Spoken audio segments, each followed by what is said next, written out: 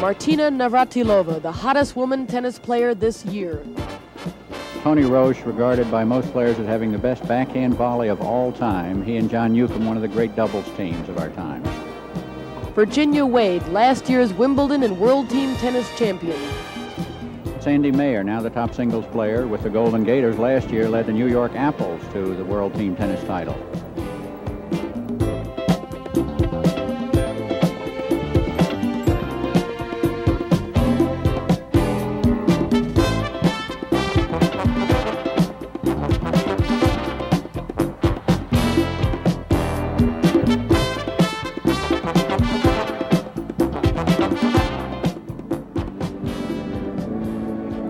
From the Walter Brown Arena in Boston, Massachusetts, it's the Golden Gators versus the Boston Lobsters.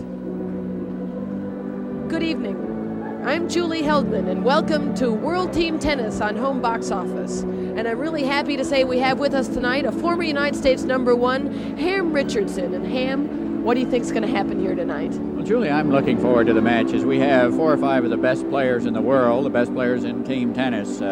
The Boston Lobsters with Tony Roche, who is one of the great all-time players, particularly in doubles. We have Martina Navratilova, who's the hottest among the women players now. Sandy Mayer is great, led the Apples last year. They're just some awfully good tennis players. Virginia Wade, the Wimbledon champion. Very close match. A superstar evening, and who's going to win? Well, I'd have to go with the Lobsters. I think that right now they're all playing well. Martina is the key. They say the women usually determine the outcome. Martina's playing a little better than Virginia now, I think. I tend to agree with you, I have to admit. We're lucky tonight to have veteran tennis broadcaster Kim Prince with us down at courtside, and he'll be doing a lot of interviews. Thanks, Julie. As you suggest, I'll be at courtside with interviews and some various reports as the evening goes on. We'll have a chance to talk to the coaches and find out what they think how the match is going. And also, we've had a chance to interview earlier in the evening a few of the players. They've given us some personal insights that I think you'll find interesting. Okay, Julie. Thanks, Kim. And we're going to talk now about what's happening in World Team Tennis. Ham, what's happening in the Western Division? Well, in the Western Division, the big surprise is the San Diego Friars with Rod Laver. Rod's playing brilliant tennis. Mona Garant and Carrie Melville Reed are playing very well. They're leading 13-3. The Golden Gators are second. And I think at the end, though, the Gators may come back and overtake them. Yeah, and in the Eastern Division, what do you think's happening? The Apples, New York, are second place to the Boston Lobsters. Last year, the Apples and the Lobsters were neck and neck. The Apples lost in the regular season but won the playoff. This year, Boston's the lead. They've only lost 1 match. They're playing super tennis. As you probably know, tonight's action is on videotape. That's so that Home Box Office can show you the very best of tonight's tennis. In the first set of the evening, Ilana Kloss and Maurice Kruger were up 3-0, but then Martina Navratilova and Terry Holliday of Boston took the first set 6-4 and thus were leading in the match 6-4 for Boston. Now we're going to see the women's singles in which Virginia Wade will play Martina Navratilova.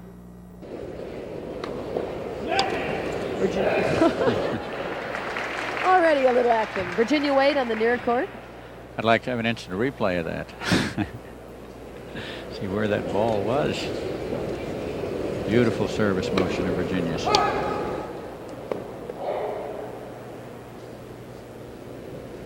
Virginia Wade, last year's Wimbledon champion. Been around a while. I can say that. She's my age.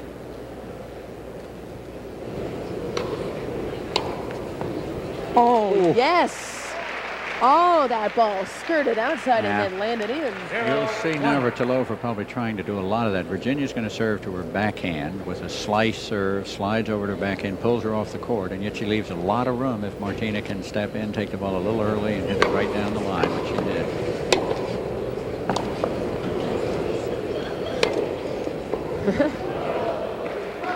Martina's best ground stroke, of course, is her forehand, which is a beautiful shot. So Virginia will be concentrating as much as she can on her backhand. Yes, as a matter of fact, Chris Everett says Martina's forehand is the best forehand in women's tennis. And it's interesting, these two girls probably have the 2 best serves in women's tennis. Mm-hmm. Both Virginia and Martina have perfect motions, throw the ball up, hit it right at the top of the toss. get their full body into it. I think Martina knows what Virginia is going to do on that serve, because she's stepping right into that second serve to her backhand. And the first one she chipped down the line perfectly, and the second one she chipped cross court perfectly. Virginia's going to probably have to vary it a little bit, or else get that first serve in more. 1 point to 2. Good return. Martina getting over anxious there. Martina Navratilova, from Czechoslovakia originally, now living in America, applying for American citizenship, particularly here in Boston, where she's a favorite with the Lobsters crowds. Martina doesn't live full-time in Boston. She's now a resident of Dallas. My old hometown. We were talking about it a little earlier.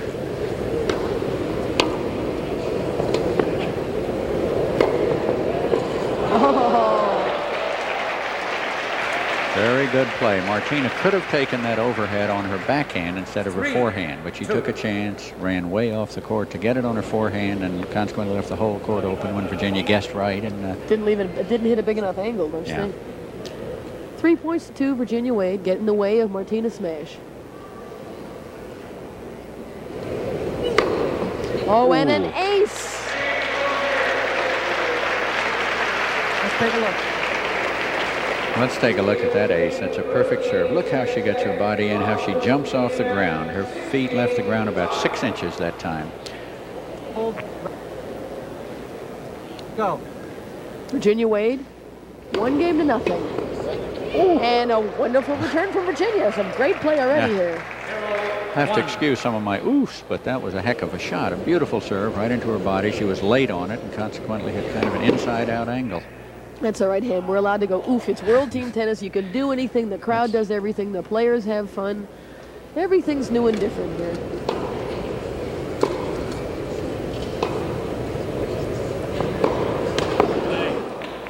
Martina waiting for an out call. Looked like it might have been out to me, too. Roy Emerson standing up on his bench. Yeah. It looked out from here, I'll have to say, but that's a long way away. Norris Bond, the linesman, says no, it was good. He's allowed to be overruled by the umpire, George Parker. But not by Roy Emerson, unfortunately. No. Now, Fru McMillan's up. Fru McMillan, the rise, slide, two-handed captain. The Golden. I believe he said 2-0. 0-2? Must have said 0-2. 0-2. That means that the ball was called good.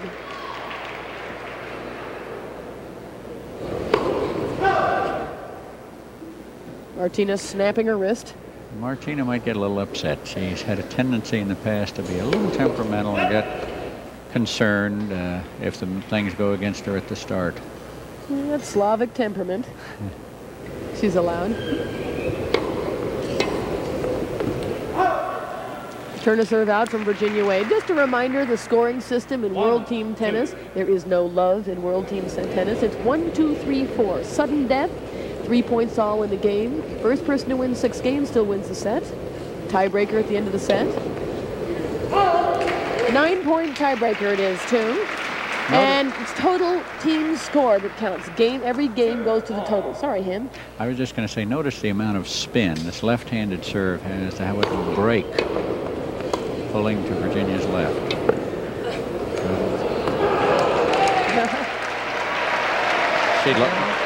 She'd like for that linesman to give her another call like that. Roy Emerson was glad that that one was out.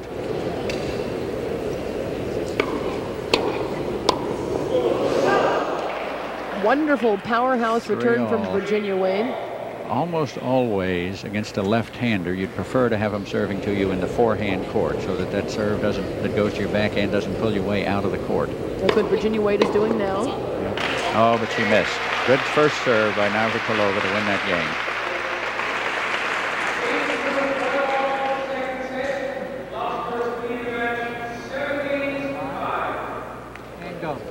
So you can see the total score, 7-5 for Boston over Golden Gate, and it's 1 game all between Wade and Navratilova here. Julie, one thing we might comment on is how fast this court surface is. It makes a lot of difference in world team tennis that they play on a court surface called sport ease, which is a carpet. That was a very late call there from Jim Stewart. He called it, but about almost into the next point. I'm sorry, interrupted. Now, I'm just saying the server has a great advantage. If you can get a pretty hard first serve in, the ball slides and stays low.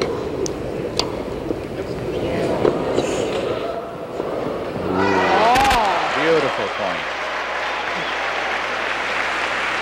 Martina is returning that serve beautifully off her backhand. Virginia made a good get, but to no avail. Beautiful down-the-line passing shot. Virginia had to guess one way or the other. Isn't that cute how Martina reacts to everything?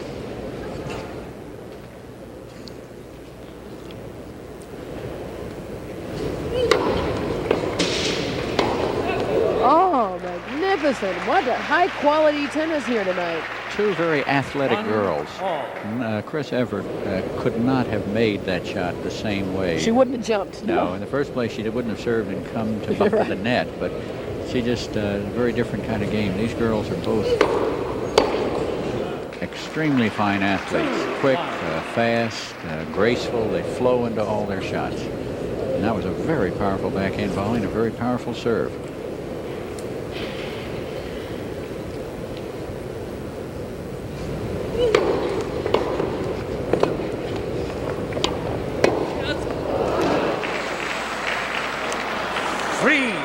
Well, you can see that Martina did not agree, and a large part of the gallery didn't either. In world team tennis, they only use 4 linesmen and the umpire, and they call a lot of lines. The general complement is 10, 11, 12, depending on how many service linesmen they have, whether they have a net court judge or not. World team tennis has people calling several lines, and frankly, they probably miss a few more because of that. Depends how athletic they are. They got to run like doubles. Fine serve from Virginia Wade, deep, strong, giving her a 2-1 edge on serve in the second set of the evening. While we have a moment, let's see that interview that Kim did before the match with the exciting Martina Navratilova. Martina, you're mentioned in the same breath now with Billie Jean King and Chris Evert. You have a claim as the world's #1 women player based on earnings. But in the last 5 years, there probably has been a change, an emotional change. What was that? Well, 5 years ago, I was only 16 years old, and now I'm 21, so I think basically I just grew up and matured a little bit. So I think that's been the biggest help for me, especially this last half year or so. Did your defection from Czechoslovakia have anything to do with it? No, I think I would have gone through the same thing of growing up and being away from my parents, whether I was going to defect or not, whether I was going to be able to go back home or not. I think I would have just gone through the same period. In the match tonight against Jenny Wade, you've beaten her twice. Any apprehension? Well, I'm just gonna, go out there and try my best. I haven't seen Virginia for a couple of weeks now, and I don't know how she's been playing. I know she hasn't really been doing that great on the slims this year. She seems to just be thinking about Wimbledon and doesn't really concentrate on the other tournaments. So we'll see what happens at Wimbledon. But right now, I just don't know how she's playing. But she can be, the toughest player to beat when she's on. She can beat anybody out there. So I'm just gonna have to stay calm and go for my shots just like usual. Okay, Martina Navratilova, thank you very much. 2-1, Virginia Wade leading. Martina Navratilova on the near court serving to Wade.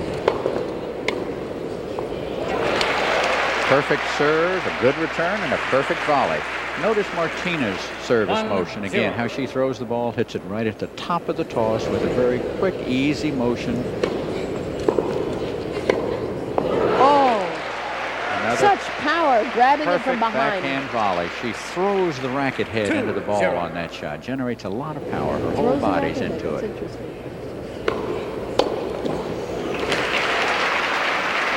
The really graceful tennis players get a lot of hips and knees into their shots and just flow into it.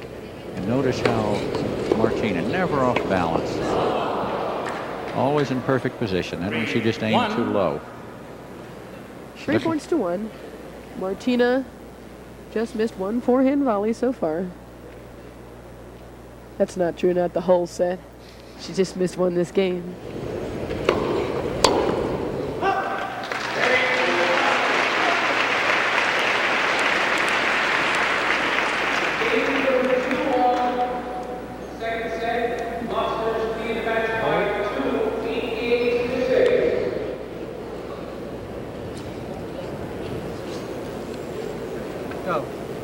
2 games all here in the women's singles. Martina Navratilova against Virginia Wade. Virginia serving.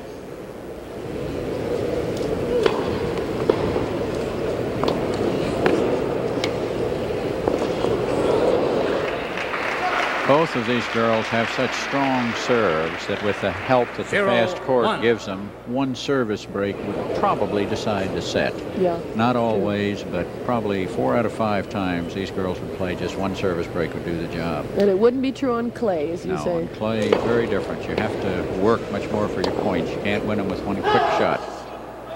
Now Martina's got Virginia in trouble. She's had a couple of fine returns. Martina playing fabulously, always in World Team Tennis. At this moment, she's got a 623 average. Games won average, which is, at this moment, the best in the league. Billie Jean in the beginning was the best in the league. Then Martina beat her about 10 days ago. Reverse their positions. Billie Jean King at the moment out with the flu.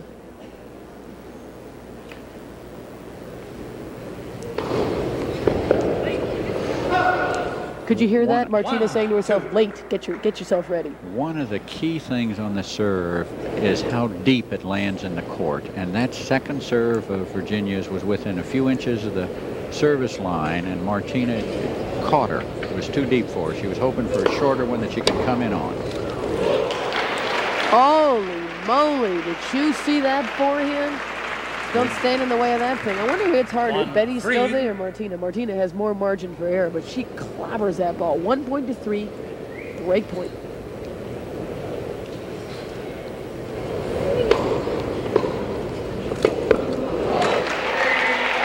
Now that was one of the few really bad shots we've seen. A bad backhand volley, a floater, and Virginia either didn't see it or mistimed it.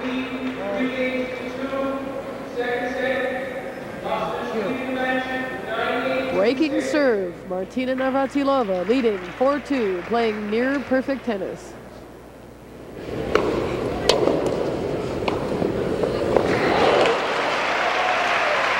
Very hard to beat on a surface like this with the speed, and I apologize for talking so much about it, but I usually see the girls play on some of the clay courts or things, which is a totally different game. You can see Martina play on a fast court with that serve and volley. Oh, and she guessed right, Virginia Wade. Guessed right and ran right on by a bad bounce. So she's not looking too happy. I say that point, and that ball just skidded under her racket. She was there and swung, looking down at the court a little unhappily. It's a little embarrassing for a pro to swing in this. I used to do it a lot. I know about how embarrassing it is. Another thing, Julie, about this court, most of the players will hit slice serves because an American twist serve where you come over the top of the ball does not really dig into this court. It's a fast court and the ball slides, and a slice serve pulls you wide. Another very good first serve for Martina.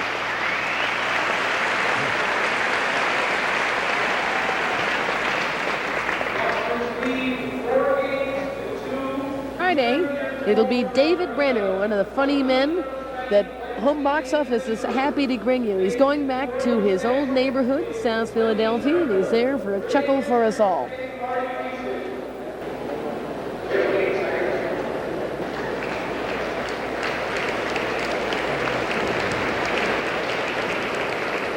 Virginia Wade deep in the hole here, down 2-4. It's not that deep. She's down one service break, but she's up against a terror tonight, Martina Navratilova. Virginia's missing too many first serves. And on the second serve, she's in trouble because Martina steps in on it and usually just chips it low and kind of charges.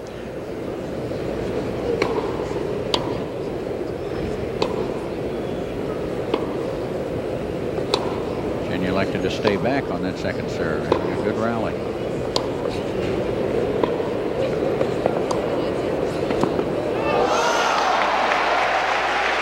Beautiful. Martina electing to go for Virginia's Achilles tendon in her forehand volley, and Virginia just ate it up with a perfect drop volley cross court.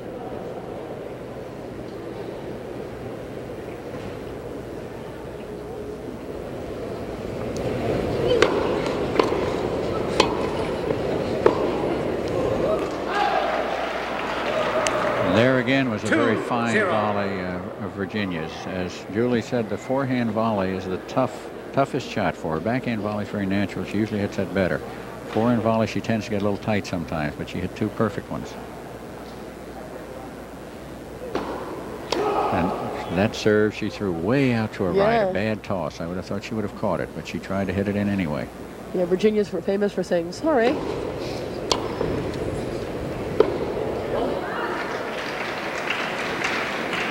She looks like she's pressing herself. She's not relaxed. She's trying to make something extra good. She took a huge, funny-looking swing in that forehand, didn't you think? Yeah, she really did. She didn't know whether to go down the line over the high part of the net into the court where you don't have as much court to hit, or go cross-court where Martina was waiting for her.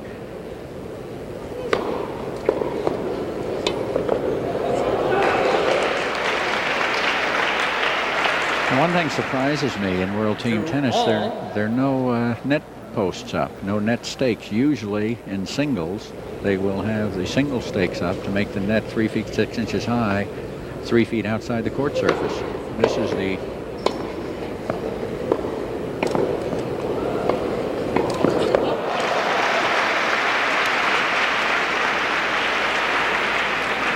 All right, let's look at Virginia's serve again. A classic serve. Any lot hitch? Of power. No hitch there. Frankly, she's waiting a fraction. You know, I would think she's tossing the ball perhaps 2 or 3 inches too high. And it's break point.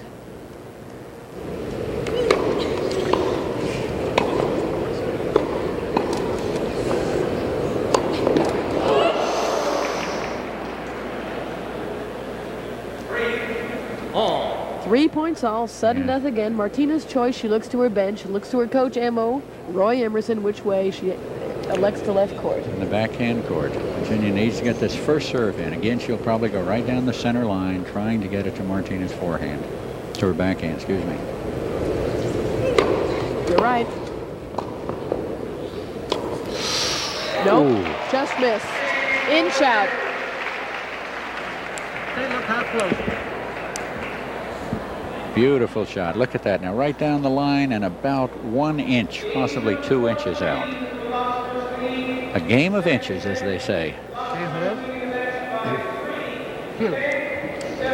Martina, instead of being up 5-2, missed by an inch, up 4-3. Virginia's not having much luck on Martina's serve unless Martina misses the first serve, and she's been getting a very high percentage of those first serves in. Oh my heavens. Martina can do no wrong, it seems, tonight. If she does it wrong, it's by an inch.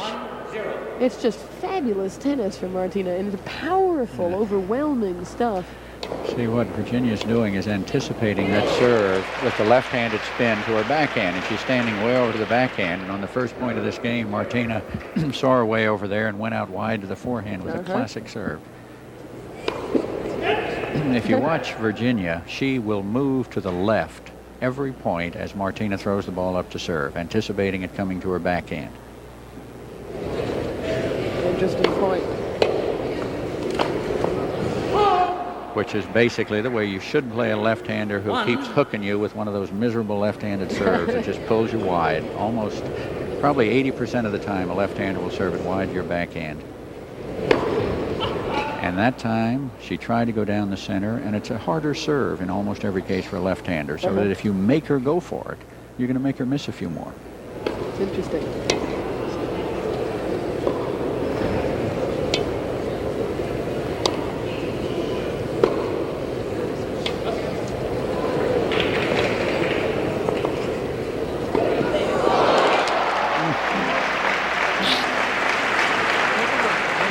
Very unlucky on that one. Bad drop shot. She comes in, has a good shot at this one, and this one she would make, I think, most of the time, but it hits the tape and falls back. Big point now, and she missed the first serve. All right, this is Virginia's chance. She'll want to step in on this one, take a little chance, and see if she can get a winner off the return of serve. Oh, just missed again. 1 inch for one game, and she won it, and 1 inch the next game, and she lost it. Virginia Wade serving to stay in the set. She's down 3-5. Her team's down 7-11. It'll make a big difference if she can stay in a bit here.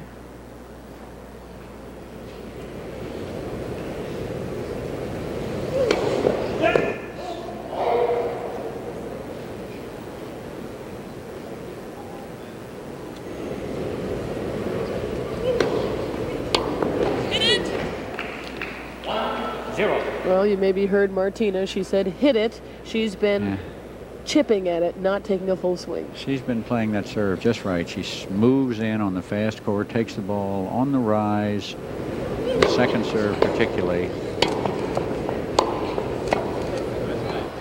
I'm impressed with the way Virginia's played, right? And when she's down, she's still fighting with all her might. She has been known as a comeback artist the last couple of years. Well, these two women are great tennis players. It's the level of the play is very good. Only one or two really bad misses in the whole set. Virginia Wade waiting for a couple of late arrivals to sit down. We'll all watch them go by.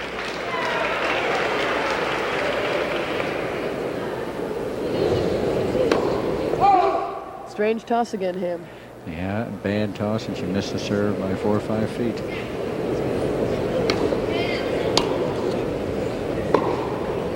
Oh, good forehand. Fluky. Well, Virginia has an unusual forehand. Many times she'll plant her right foot out to the side, kind of facing the net. She turns her knees and her hips, though, so she gets a lot of body rotation in it. And again, she kind of throws the racket into it. So he winds up in a loose swing.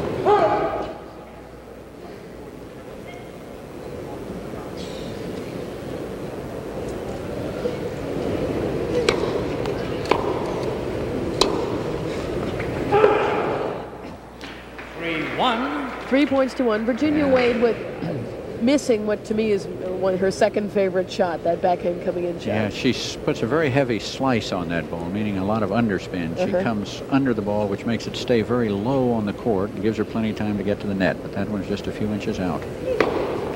Good serve. She hit that one very flat, almost no side spin. Very powerful serve.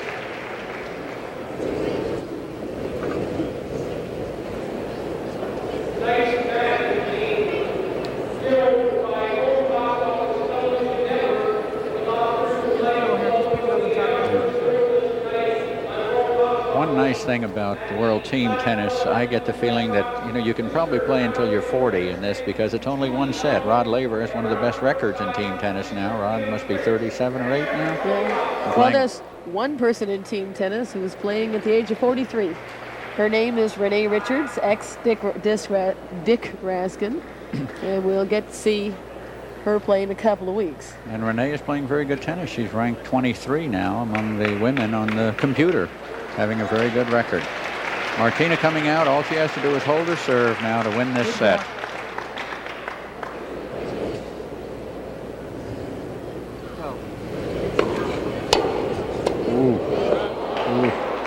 And you don't count Virginia Wade out too quickly, even against a serve as strong as Martina's. I played Virginia Wade a great deal in my career, and I have to admit, she beat me an awful lot. She had a perfect forehand that time. She really wound up and hit it. She's got Martina now varying her serve, trying to go more to the forehand because she's pulling over to the backhand. Watch Virginia move over to the backhand now. That time she didn't. She wants to come in instead. Ooh. That's the one. She got that shot. She kind of overran it. She got it too close to her body, and she didn't hit the usual smooth stroke. She jerked at it a little bit. Ooh. So nice to be able to hit one of those when you need it. Base number 2 to the same place for Martina Navratilova. Now let's see. Last time on the second serve, Virginia chipped it and came to the net. This time, let's see if she hits it. She'd been moving to the left. Last time, she just moved straight ahead. Same thing, and it was out an inch. Surprising error. That was a fairly easy shot for Martina. She pressed a little bit on it. 2 apiece. Missed the first serve. Again, let's see if Virginia will step in and hit this one or chip it and charge. And she wound up. Interesting. 4 points. Virginia has belted 2 of them, one forehand and one backhand, and she's chipped the other 2, varying it. Martina doesn't know what she's going to do.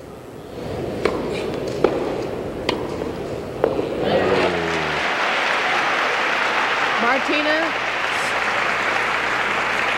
Powerful serve, powerful volley. Still down break point, but it's sudden death. Set point for Navratilova, point for 5-all for Virginia Wade. And Martina started missing her first serve. It's a big miss. All right, here we go. Virginia will have a chance to get a crack at this one.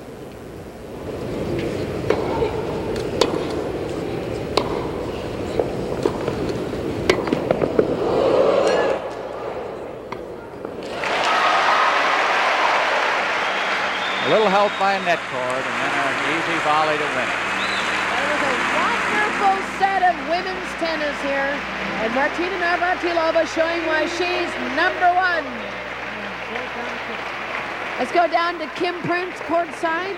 He's got an interview with our winner, Martina Navratilova. Martina, you had a set point. Actually, you had a set point for you, and it was also a break point for Ginny Wade.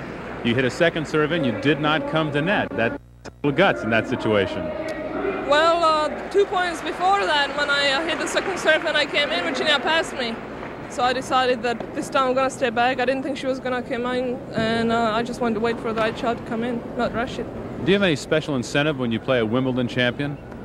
No, not anymore. Right after Wimbledon last year, right after Virginia won it, that was something special. But now it's been so long ago that you don't think about it that way anymore. You know, it's just you're playing Virginia Wade, not the Wimbledon champion. You're finished for the evening now. What will you do the rest of this night? I'm going to cheer for the team. Okay. Get them water and towels and all that stuff. Okay, the star turns helper. Thank you very much, Martina Navratilova. Score at the end of 2 sets is the Boston Lobsters 12 and the Golden Gators 8. The next set of the evening is the mixed doubles. Fru McMillan and Virginia Wade against Terry Holliday and Mike Estep. And if Boston wins this, they stand to tie a record in World Team Tennis, the record of 14 sets in a row won by one World Team Tennis team. And it's Boston to serve. There's a lot of conferences going on in this mixed doubles match between Mike Estep and his partner, Terry Holliday. Mike Estep was used to playing with Greer Stevens. She's out injured.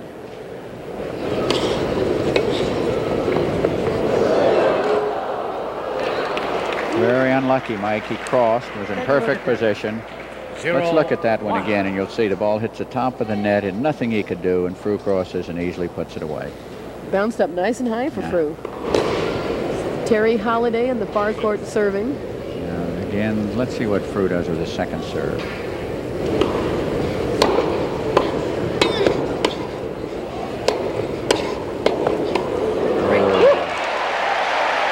That's magnificent stuff. Probably the best point of the match. Yeah. Every shot hit was just right. 1-all. All clean and popping. The way we all ought to learn to hit a volley. 1 point all. Virginia backing around again. The one thing that you were saying earlier, Julie, about Mike and Terry talking all the time, I think it's very important, even when you've played a lot with somebody, to just have good communication, to know what the other one's thinking and doing.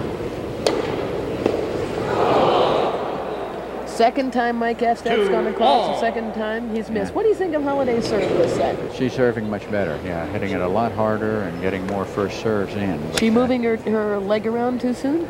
Well, let's see. I've been watching the play, so I hadn't noticed as much. She seems to be getting more power in it. Yeah. No question. She's a strong girl. You can hit the serve very hard just with the arm, but if you get that full body in.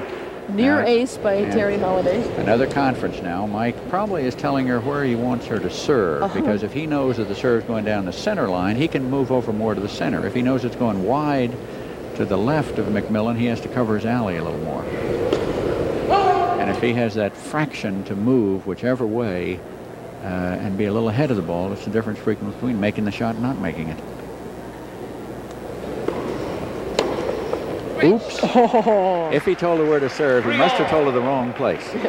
Well, what can you do when Fru plays like that? There's that serve. It comes to Fru's left-hander, the left side, and a two-handed angle. Perfect shot. 3-all. Big point. She really wants to get this first serve in. If she gets it in down the center again, look at the angle of the court. Mike can move to the center, and even though he's lost a couple points moving, that's where he should be, because he can then put it away, drill it at Fru. Yep. She got that serve into Virginia's body, not down the center line, but right at the body, and Virginia couldn't keep it away from Mike at the net.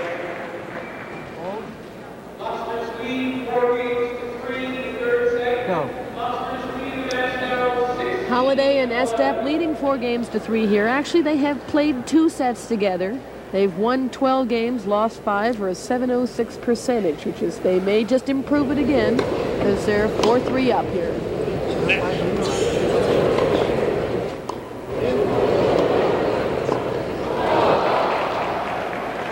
I'm Julie Heldman here tonight with Ham Richardson. Kim Prince is on the court. I want to comment on that point in a minute where Fru went back. The lob was over his head.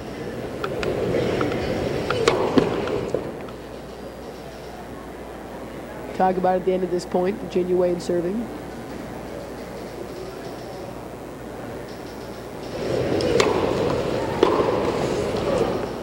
They lobbed over Fru's head the point before. He ran back very carefully, hit it, just a nice low shot so that they were still in the point and they were still playing. A few games ago, they lobbed over Mike's head. And Mike went back, and again, it's a little bit of what we call a hot dog. He tried to hit a super-duper forehand with a lot of topspin, and he hit it into the net, and the point's over. And that's the difference in the doubles. It's a percentage game. And Mike is making more errors going for the big shots. Fru makes almost no errors, hitting shots well within himself, the ones that he knows he can make all the time. Yeah, which is to say that Fru's the best in the world. Mike's one of the best also. And go.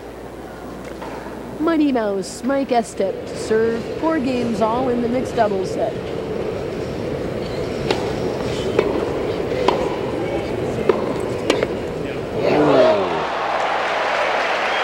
Interesting how Terry hit that shot. She right down the line. Now look, she could have hit it down the center or angle, and you see Fru had moved to the center and the ball was by him. Terry made a brilliant shot. In doubles, the players have to move before the other people hit the ball. You have to move to get where you think they're going to hit it, to cover the center, and Fru is as good as anybody on that. He was moving to the center, which was the obvious shot. Terry outguessed him and hit it cross court. I wonder if Terry didn't outguess him because she played on the same team for so long. She knew which way Fru's going to lean. Fru leaning in inside that baseline, waiting for the return to serve. Down low and inside. Ooh. The idea in doubles is to always make your opponent's hit up, and for you to be at the net and to hit down. Fru returned a very low serve, might had to hit it up, but he cleared the net about a half an inch, and by the time it reached Fru, it was below the net. Fru again had to try and hit it up, and he couldn't do it.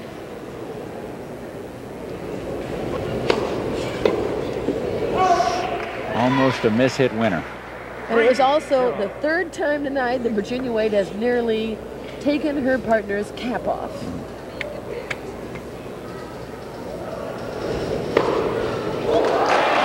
Again, Mike, when he wins, he looks fantastic. But you know what? He also misses a lot. Fru never looks quite that brilliant, but he wins more points.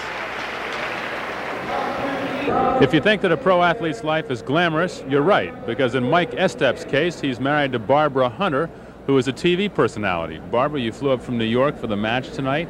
You have kind of a celebrity existence, or don't you? Well, more than anything else, it seems that we spend our life on airplanes because, as Michael says, he commutes to New York and I commute from New York to Boston. So we really don't get to see each other as much as we'd like, but aside from that, it's going well. You mentioned a special attribute of both being in the public eye. Well, I think maybe it's a little bit easier if each of you have had a little bit of public recognition over a period of time, because then nobody feels that maybe they've been sidelined or nobody pays enough attention to them, and now neither of us really care too much. Okay, Barbara Hunter, thank you very much. Back to the action.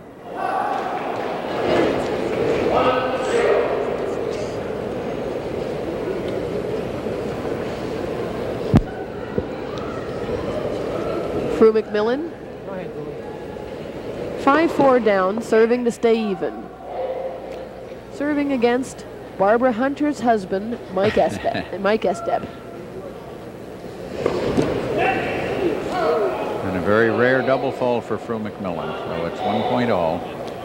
Terry missed a two-hander down the line, going down Virginia's alley, the first point, and just missed it a hair. Another conference by these two. Both of them back. Yeah, Mike's staying back now. They want to get the ball in play. Notice how Mike is way over in the center of the court. He wants to intimidate him a little bit and be able to get the next shot, have his big forehand, hit a lot of topspin, probably right at Virginia.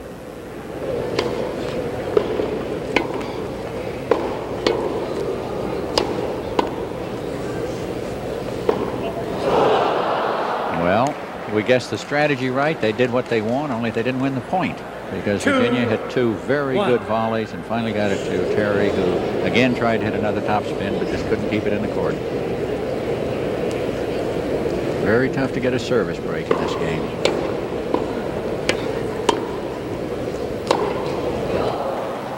See again those shots of Mike's. He just misses more of them, trying to put such an incredible topspin on it.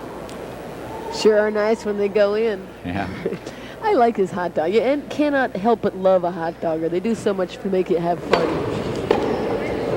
On a good day, Mike can play as well as anybody's almost ever played. But unfortunately, it takes so much out of him. He has injury problems, and he's not that consistent.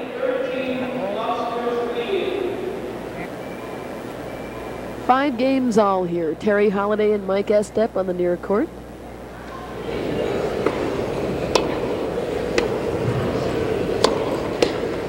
You notice where Mike was standing again, leaving a lot of room down the alley, being pretty sure that Virginia was going to hit that ball to Terry. So he was trying to hog the center and make her worry a little bit. I thought he might have crossed that first shot. I'm surprised he didn't. He has crossed a couple times and it hadn't been too successful. And that serve was probably, it was a little wide. She had enough angle where she could have gone down the alley. So he probably didn't want to poke his nose out too much in the center.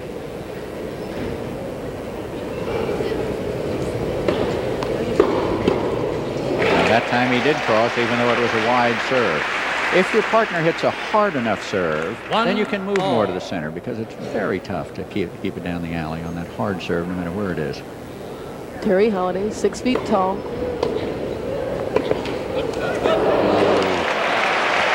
Using all of her arms right there.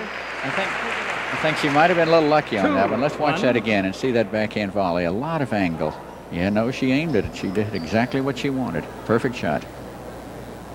She can be very good at the volley, Terry Holliday. Doesn't come in all that often. Now, Terry's brother, John's a pretty good tennis player. I played him at Forest Hills a few years ago. Terry's just been home practicing with her brother in La Jolla, California. 3-1.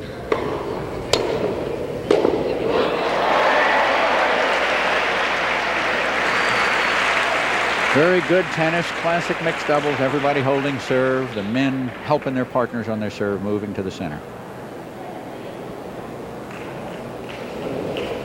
A lot of conversation out there.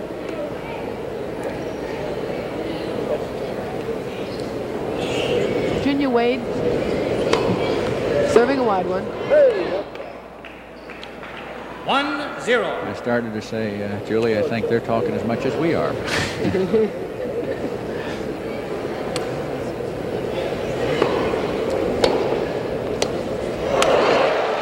I guess I can't help when I watch trying to figure out what I'd be doing if I were out there. And that time, you see, Mike stepped around. Virginia didn't hit too good a serve. He stepped around, hit his big forehand, which he'd like to do. Virginia doesn't have enough power on her serve, even to Mike, to keep him from moving a little bit, taking a chance. Virginia in trouble, or in a big point, not in trouble, serving wide to Terry's backhand. Goes to the two-hander.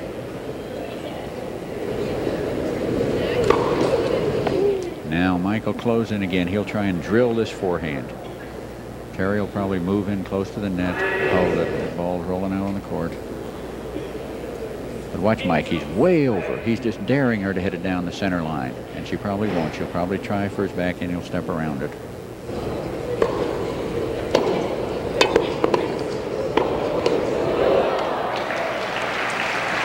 You're a good predictor there, Richardson. I've played them all. You know, you can get a feel of what people are going to do in a certain situation.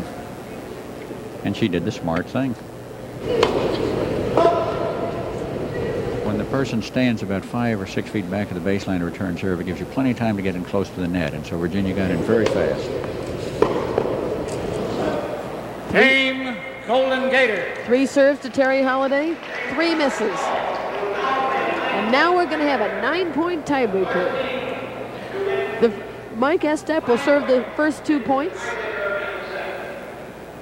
And then I believe Fru McMillan will serve the next 2 points, follow which they will change sides. Terry Holliday will serve the next 2 points, and if it's needed, Virginia Wade will serve the last 3. First person to win 5 points wins this 9-point tiebreaker. 6 games all.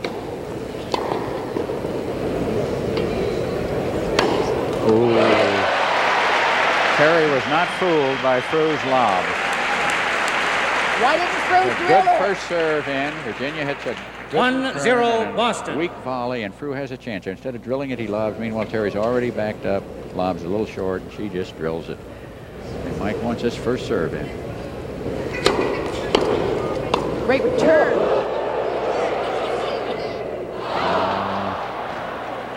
Good serve, a great return, and a great half volley by 1-all. Mike's upset. He nearly went on to the photographers. Knew he made a bit of a silly shot. It's 1 point all. Too much motion, darn Yep. it. Yeah. Fru McMillan to serve the next 2 points. Serves first to Terry Holliday. Winning when a Mike serve is a big edge for the team now serving.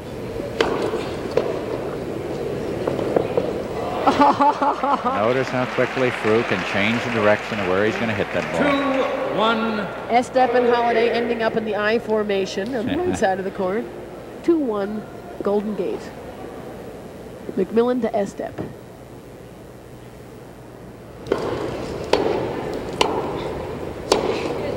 I can't tell you how many that guy's missed this set. It's true. 1-3. He just probably goes for too big a shot. He keeps getting really low ones too. Don't you think that Fru Well, of keeps course, giving him a lot of? The Yeah. court is very fast, and the ball stays low. It's kind of like a grass court. If I were going to practice for Wimbledon, which I am doing, I would want to play on this kind of court because it's low, it's soft, it's easy on your feet, and you got to really bend down to return the serve. Look at Virginia. Look how low she is when she returns this serve now. Terry Holliday 1-3 down. She was taking a chance. She figured Mike was going to cross, and she was going to go down the alley. 2-3 Golden Gator. You only have to get 5 points to win the tiebreaker, so they're 2 points away from losing the set. But the woman serving to Fru, this is a big point. Yep.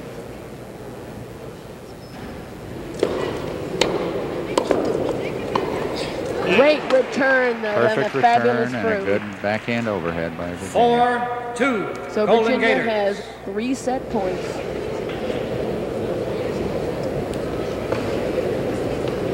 I think really, though, even if Mike and Terry lose this, they've done well to keep it to 7-6, you know, to a 1-point recovery, True. 1-game recovery for Boston.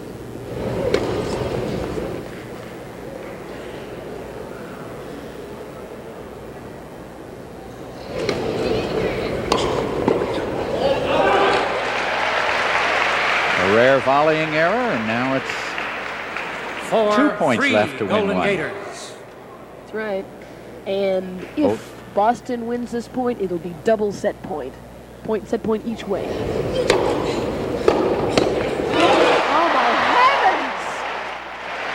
And now the woman has to serve for the woman that's come down to the 9th point of the tiebreaker. What a great set. What Terry Virginia Holliday's wants to do is gonna- get that serve in. What Terry's got to do is get the returner serve back, and I'd have to bet on Virginia. And Terry's got a big grin on her face right now.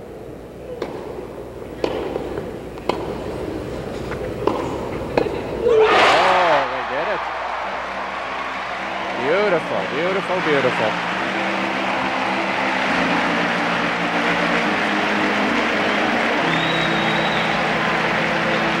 And That was a wonderful match. Virginia's forehand volley again. She tried to hit that little angle, a tough shot. A great comeback from Estep and Holliday. That's a great win for them.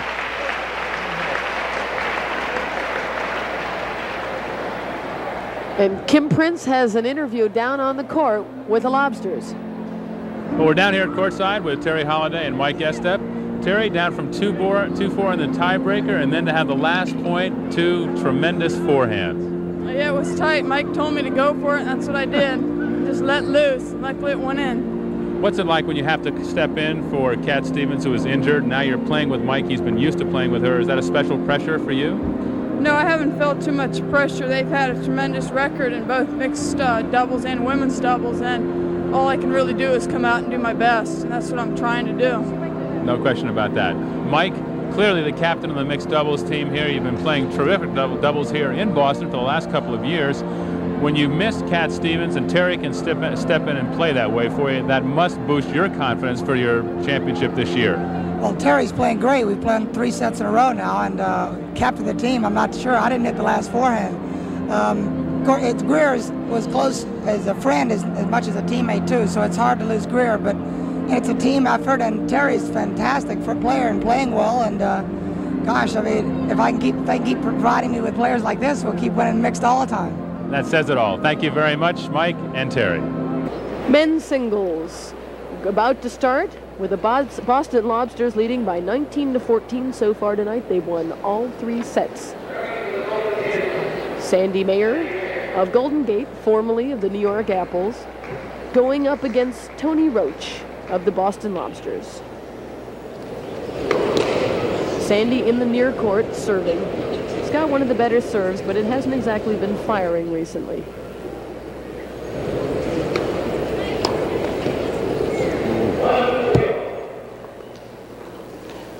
Sandy Mayer played for the New York Apples for a couple of years. Went to Stanford University, my alma mater, and likes that area a great deal. Recently, last fall, bought a house out there and fortuitously was traded to the Golden Gators. These two have had some of the classic sets in team tennis. I remember seeing them last year in the final match when Boston played New York when Sandy was playing there, and it was a 7-6 match. Double fault. Settled at 4-all in the tiebreaker. It was a brilliant match. Some great shots, and I'm sure they'll have another one tonight. Sandy Mayer, normally one of the powerhouses of team tennis. That's one of the reasons he's always been one of the top men. Naturally, I say that instantly after he served a double fault. He has a very simple, lovely motion to serve, doesn't he? Very short strokes, almost all of them.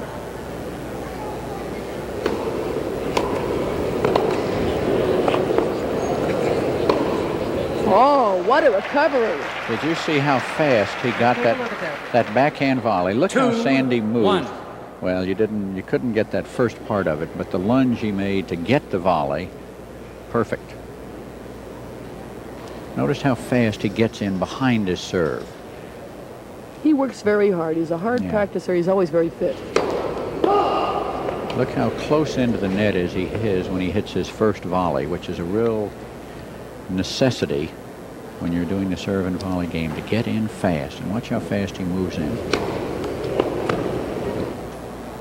That time he didn't need to move in too fast because Tony tried a little chip and it wasn't over the net. But Tam, it strikes me that Tony hits his return of serve kind of like his famous backhand volley, the backhand return. a short stroke usually on his return of serve. He just comes under the ball, slides it gently, and tries to clear the net until he gets a better crack at it. And Sandy quite easily winning his serve the first game. Got a little help from his opponent. And of course the men, again, on this fast court serve so hard that serve is a big edge. And hold. And go. About to get an egg serve now from Tony Roach. That's what a lefty serve looks like when it's coming at you. A lot of side spin on this one. Generally, as a left-hander, again, he'll serve to Sandy's backhand. That one he tried to start off the match, making Sandy think probably more of them are going to be going to his forehand. And what Sandy will do, which is what he should do on this kind of court, is take a short swing, get down low, try and block that serve low to the feet of Roche coming in and charge and try and get a volley.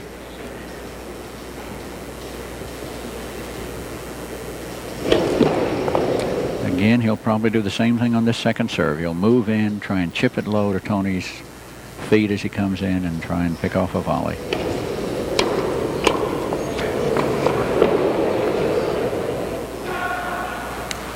Sandy nearly ran down that great backhand volley. Emerson serve. 2-0. Tony Roach very fast getting the net. Yeah, Tony serve again. Now look at this, a very fast motion. Notice how very quick motion, very short motion.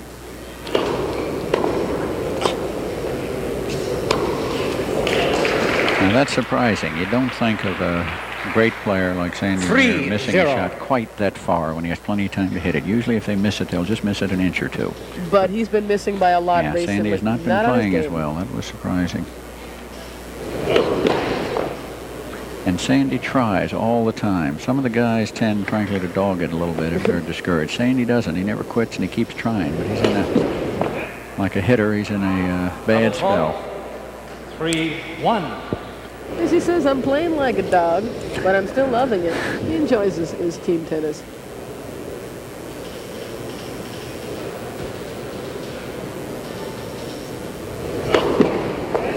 Notice Tony Roach's serve, how he almost faces the net. Look at his feet. Almost facing the net when he serves. Is that good?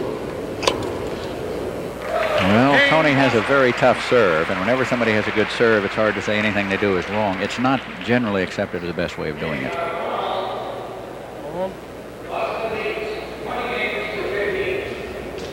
Go. Well, so far, neither guy having much trouble in holding their serve. 1-all. Sandy Mayer against Tony Roach. Sandy's serve, again, most of the time will be that wide serve to Tony's backhand. And Tony, you know, again, has two choices. He can try and go right down the line of that soft cross-court dink, and that was a perfect cross-court dink.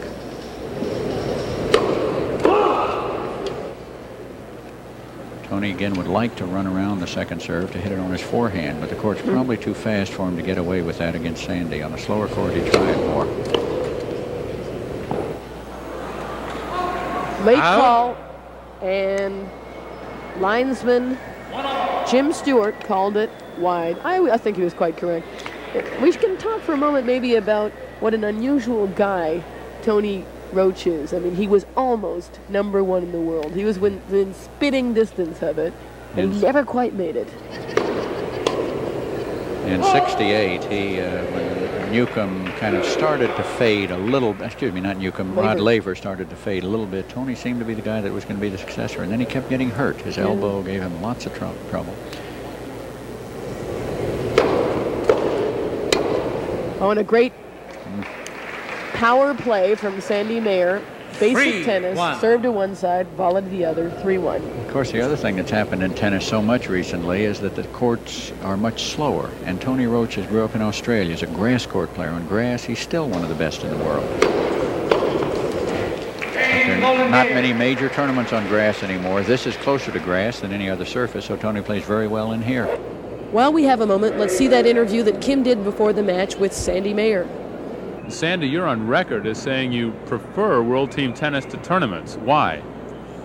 Well, the life of a tennis player and the whole act of playing tennis is a lot more than just a business or a profession or a pastime or anything or a way to make money. It's a complete lifestyle. We play all year round, and there's a lot of traveling involved. There's traveling involved every week, and I prefer the lifestyle that team tennis offers a lot more than I like the lifestyle of tournament tennis, because we get to, my wife and I get to live in our house for 4 months and have a little bit more normal existence. We travel a lot, but we get to come back to a home base, and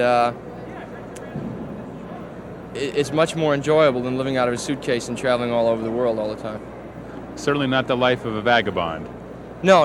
We have a reasonably tough schedule, and we travel a lot, but we're always going home.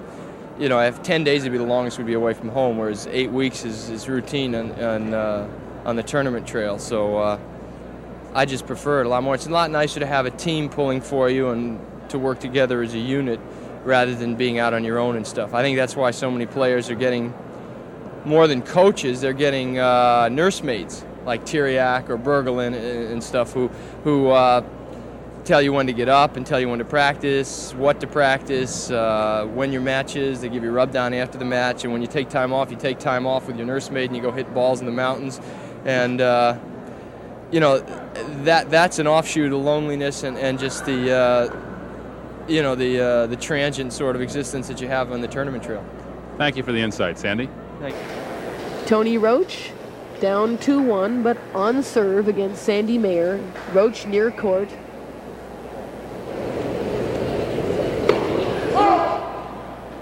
Serving from the green to the blue on this multicolored World Team Tennis court.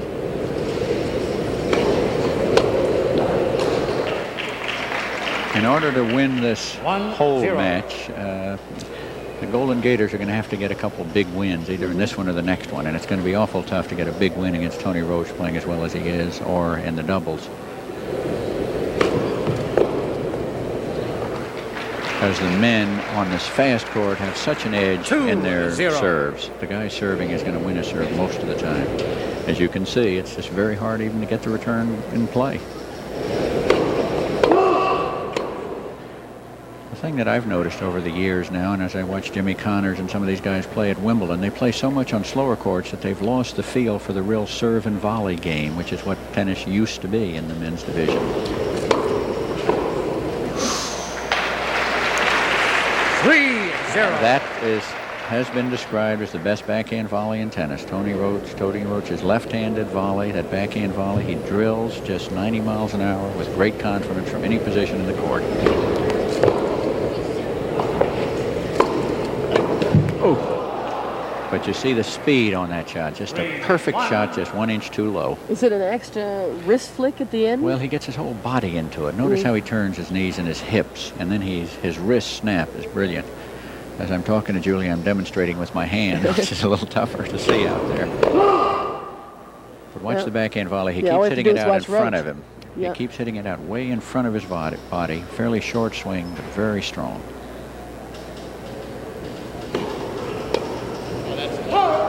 And you'll notice that Sandy will try, when he has a chance on his passing shots, to go to Roach's forehand volley much more than his backhand volley.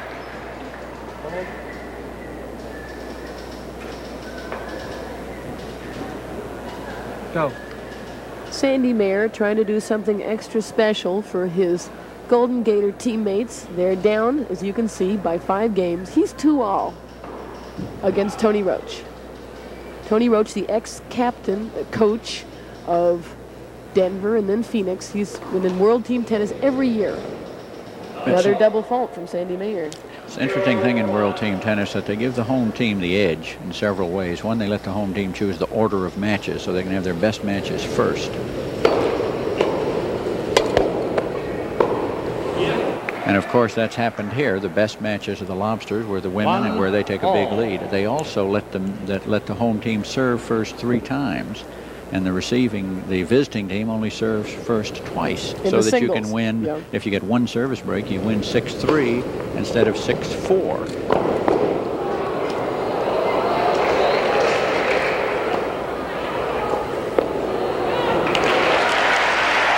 Brilliant point. Tony Roach playing Ring Around the Rosie with Sandy Mayer, making him turn all around himself. He fooled him, and when you fool him, and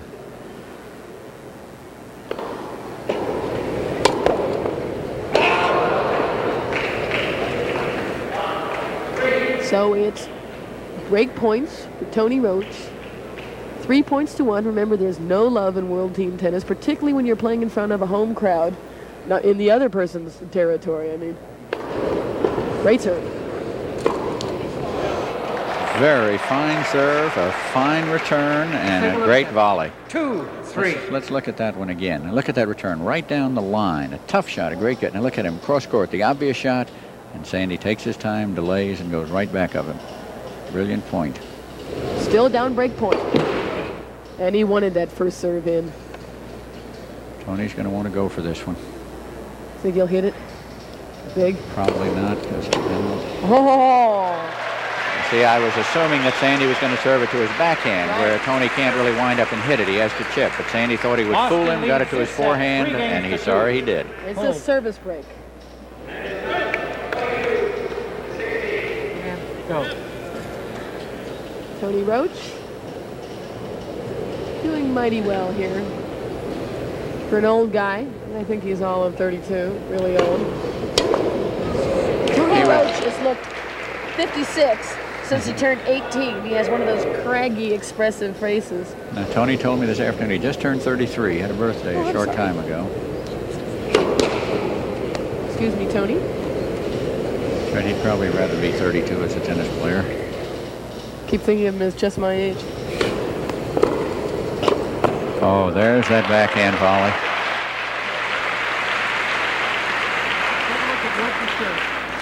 Now, let's watch this point. Now look at this serve. He's kind of facing the net. See a short motion, very quick. He hits the ball way in front of his volley and gets in really fast. That's one of the things he was famous for in his prime, was getting to the net faster than anybody. Yeah. He throws the ball. A lot of the Australians do. Neil Fraser has a serve fairly similar. Just way in front, a quick motion, and really takes off to get into that net.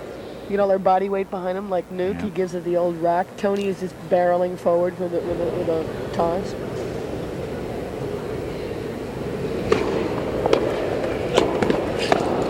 Roach didn't look ready for the volley. That was weird. He missed that one. He was kind of looking at Sandy, it looked like. Not many guys do what Sandy does, and that is hit a low return and charge. Most guys hit the return, and then they wait for the ground stroke and try and pass you on the next shot. Sandy moves in close, return serve from closer to the service line than most of the guys. He's moving in as he hits it.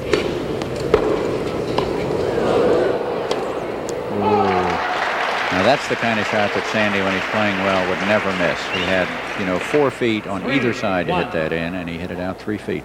And it's only a point or two, this difference between guys like this, and that kind of a point will mean 4-2 maybe for Tony Roach. Yep. And he missed that one by a mile, too. That was going to be wide 3 or 4 feet, and it was a foot below the top of the net.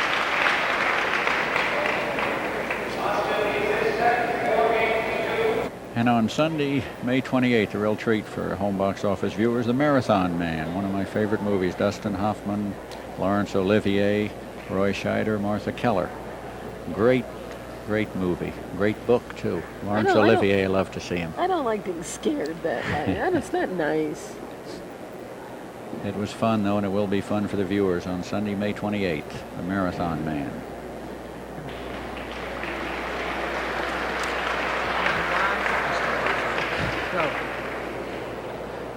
Sandy Mayer missing a few too many, and he's down 2-4.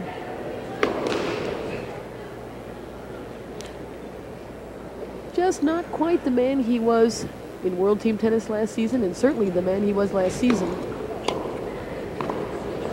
Great shot. Great point, though. And notice how athletic these guys are. I mean, that's one of the toughest shots in tennis, that backhand volley. Let's take a look at that one again. I hope we got it good. Now look at that jump, half volley, right down the line, back to the center. This lob goes down to his backhand, and he puts it away. Back live. We didn't have quite enough time to show you the end of that. The linesman ducked out of the way of that serve, going right down the center.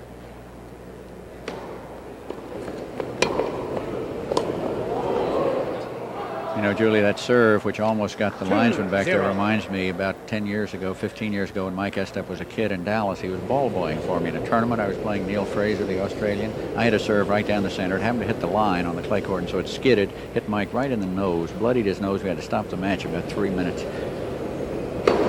But did you win? As a matter of fact, I did. All right. So I didn't mind. I needed the rest.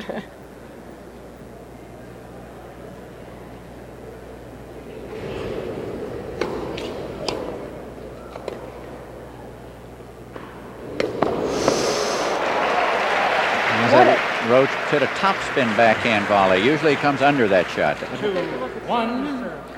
All right, let's take a look here now at Sandy's serve. He's got a little more motion than Roach. He throws it higher. You notice a longer swing. He doesn't hit it nearly as quickly and jumps way off the ground. Now coming in fast. Oh, again. Ham, you were saying before we came on the air tonight that years ago none of the players used to jump off the ground. Well, it's interesting. I don't know whether we can get to see Roy Emerson play, but Roy, I was watching it, he served like I did. The rule was you couldn't leave the ground in those days. It was illegal. It was simply a footfall to jump off the ground before you hit the ball. 1 foot had to stay on the ground all the time. They changed that rule, 15 years ago? Well, I hate to say, I don't know exactly when they did. They've made... Oh, another easy one. Missed by Sandy Mayer. That's the reason Sandy's been in a bad streak. Just too many loose shots. And that looks to me like more concentration than anything else. He just was too loose on that. Very casual, like a Mike Estep instead of like a Fu McMillan. Maybe he's a bit over-tennised. He played wonderfully this winter. Got his computer ranking up to number 9 in the whole world. Oh, that's amazing. Yeah, those are not like Sandy. Just 3-all. Careless errors. And then once you start a slump, as in any sport, it starts getting on top of you, and you figure you can't do it, and everything goes downhill. He's got to get this one if he's going to get back in this match. And he gets, just a shade over. Makes a lot of difference. A game of inches, as we say. That was about 2 inches long.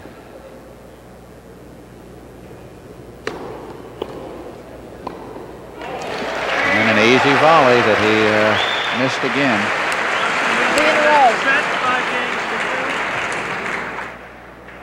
That means he's really deep in it.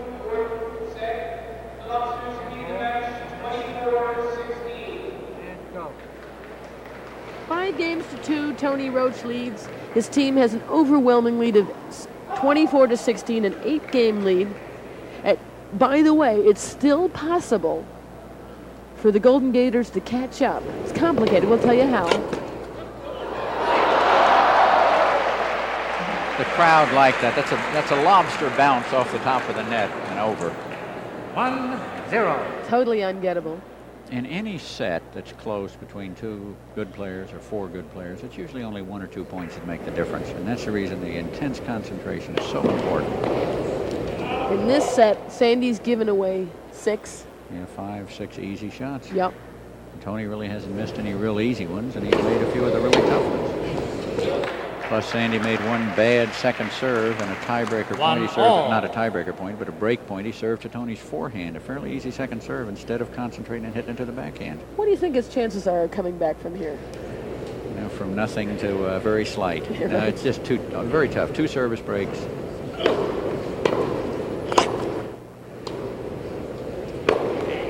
Against a player who's playing with the confidence of Roach and the ability of Roach, took a long, long way. 2-1. And he's playing against the crowd here, too. So you see there, Roach, 3rd in men's singles, about to help his own average. The bigger he wins, the bigger margin he wins by, the better. He's got point for 6-2.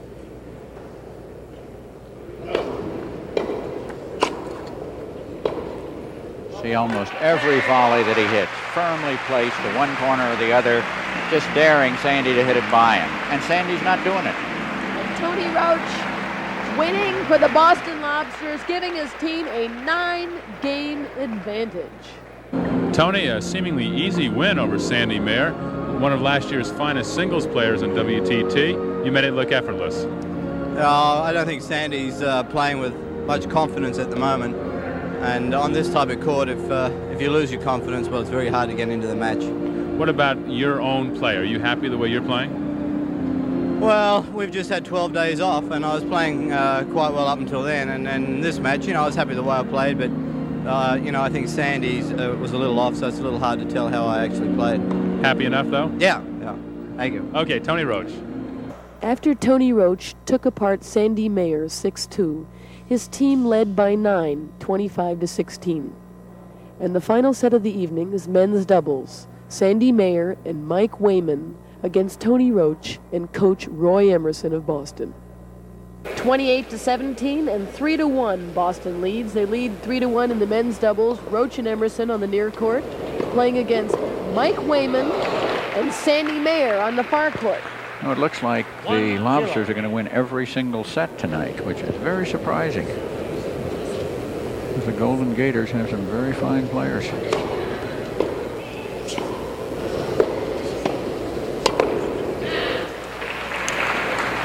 Another shot that Sandy Mayer last year, I would have thought would have made 9 out of 10 times. What do you suggest for a guy in a slump? Just to go out and practice twice as hard, or to stay loose? How do you do it? Well, there are 2 things. One, either to lay off for a while and to get eager again if you're over tennis, or you got to just work at it. 3-0. Maybe you get physically run down, and maybe just mentally you feel out of it. And sometimes all it takes is one good set. All of a sudden you start playing well, you get a win, and all of a sudden you're confident again. You think you can do it.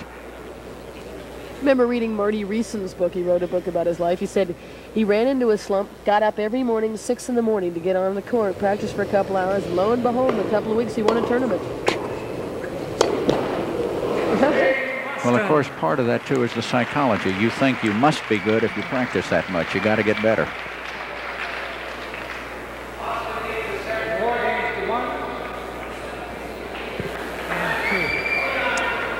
Boston running away with it. Few of the audience leaving.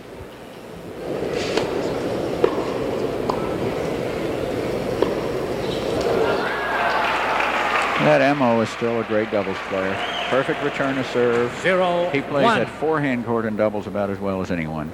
He used to be a fitness maniac, still in wonderful condition. He's a fitness maniac who loves beer. I figured he had to train as much as he did to be able to drink as much beer and still handle it. Tell me, do you know an Australian who does not adore beer? Of course, Roosevelt doesn't drink too much of it. There you see the WTT men's double standings.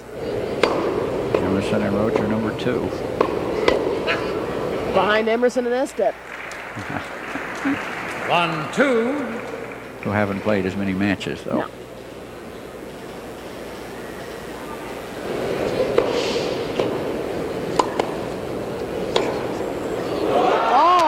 These two are just playing incredible tennis. Let's take a look at that again. A good volley to his forehand. Notice the topspin as he drills it down the line. Just right down the line. He fooled him and just got it by him. Tough shot. Late call. The returns of serve of Roach and Emerson are just incredibly good. They're getting almost every serve back from very fine serves. Look at that. That's about the only shot he had to win that point, is off the top of the net and bounce it over his racket. Otherwise, they're out of position. Boston leads the set 5-1.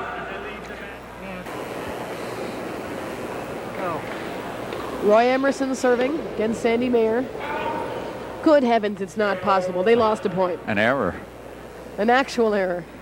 A backhand volley error. Now that's, again, when you start to relax, and you can lose at any time because almost all the guys are good enough to put a few shots together. And they're playing a loose game, a loose volley by Roy. That's, again, a pleasure shot, showing off a little bit, going right where they only had about 3 inches, and he hit it just a fraction out.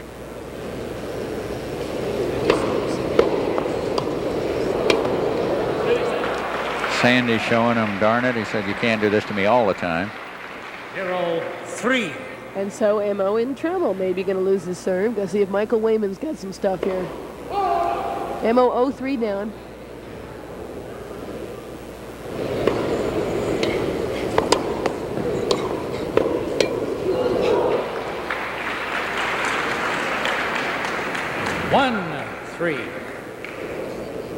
Truly, as I watch this doubles, I'm just how quick the guys are with their hands. How almost always, no matter how hard the shot is hit, they hit it in the center of the racket.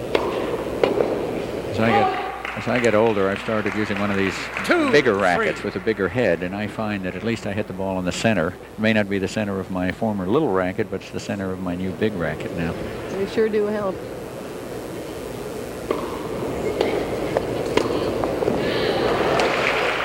And Roy Emerson nearly has served his way out of trouble. 3 points off. 3-all. It's point for the whole thing for Emerson and Roach. But if they lose the game, that means it's a serve. I mean, if they lose the point, it's a service break to Mayer and Wayman. Good return by Sandy. And it's a break. Golden Gators. Yep.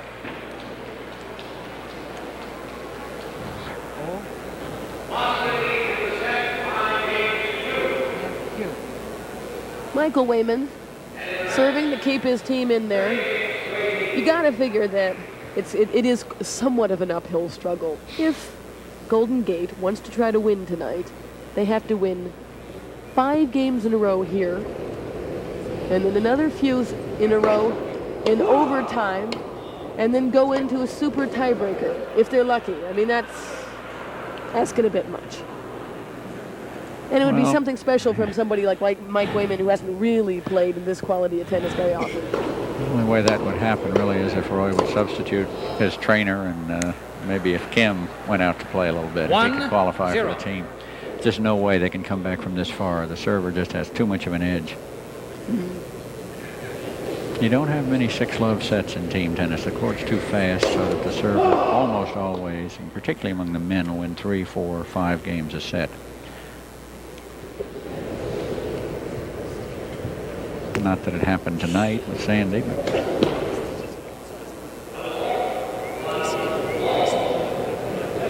one apiece. Mike Wayman serving to Roy Emerson.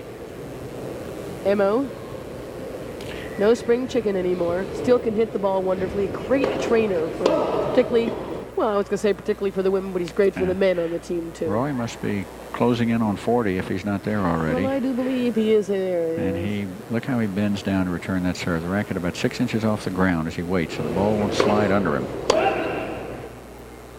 Let. Mike was lucky they called a let on that serve. I presume it was. You can't tell from here. But again, look at Roy. Mike serving, and Roy is down with his racket almost touching the ground.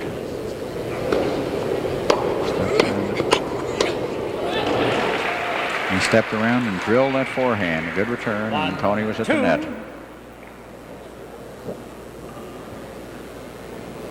1 point to 2. That makes Boston 2 points away from winning the whole thing tonight.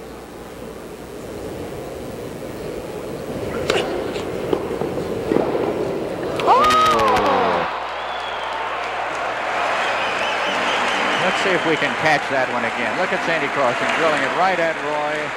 Has his racket in just the right place and flicked it by Sandy, who had no time to make a reflex volley back. Beautiful shot.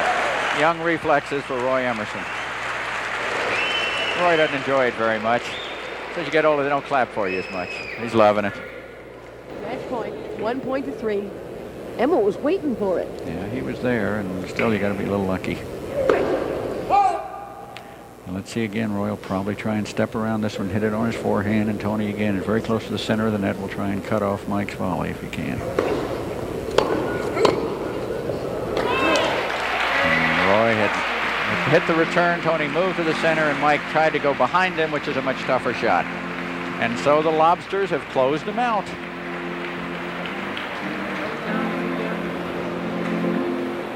And now down to Kim Prince at courtside.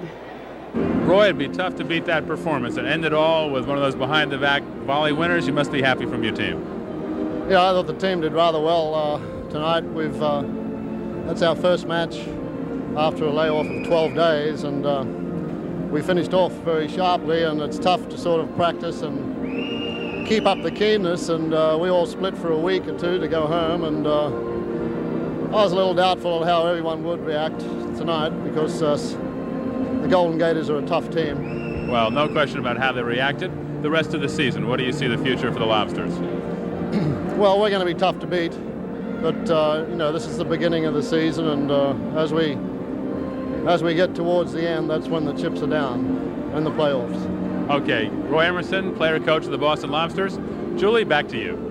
They are amazing, those Boston Lobsters. And now you folks at home know why they're so feared in World Team Tennis. The Boston Lobsters winning more than 90% of their matches so far this year. They were devastating. What a part of them, Ham Richardson, did you find the most impressive? Well, of course, you expect Martina Navratilova to play excellent tennis. Tonight she was great. You know, she beat Virginia in just a super match. Virginia played fair. Martina was super. Tony Roche is playing as well as I've ever seen him play. Sandy Mayer, unfortunately, didn't play nearly as well as he could.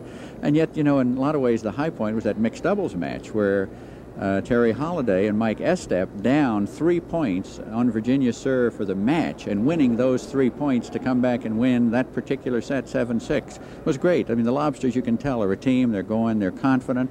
It's going to be tough to beat them this year. Yeah, I got to agree. And for me, the best part of team tennis is when it gets down to the wire, when the gallery gets behind, when they're screaming, when it's really competitive. And one of those sets only was really very close. It's a shame the others weren't quite as close, but in that one set you could tell. And the boy-girl thing in the mixed doubles, I think, has got to be the most fun. And they played very well. And the lesser-known Lobsters came through with a triumph in that match. And that's the kind of thing that you need. The best players can play in 4 matches, 4 sets. The others have to win the other ones. And so the devastating Lobsters winning 31-18 over the Golden Gators. And be sure to be with us again next Thursday night when we go to Los Angeles, where the Strings face the New York Apples. Right now, stay tuned for King Kong coming up next on HBO. From the Walter Brown Arena in Boston, Massachusetts, this is Julie Heldman with Ham Richardson and Kim Prince saying good night.